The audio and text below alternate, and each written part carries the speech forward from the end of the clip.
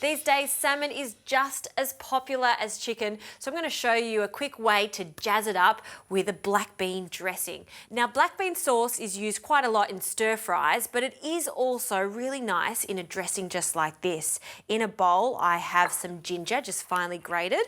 I'll add a tablespoon of black bean sauce. It has quite a savoury, salty flavour. We'll also need some soy sauce, a small amount of soy sauce, and some samba oelek, which is a chilli paste. I like a little heat in this. You can leave it out if you don't like the spice. So 1 teaspoon. To balance all these flavours, some Shaoxing wine and good old honey for some sweetness. Now you can see that this dressing's slightly thick now and I need some acidity in here, so some lemon, so a squeeze of lemon in there. That, my friends, is a really gutsy, delicious sauce to go with some simple fried salmon. I'm going to place my salmon on some steamed rice.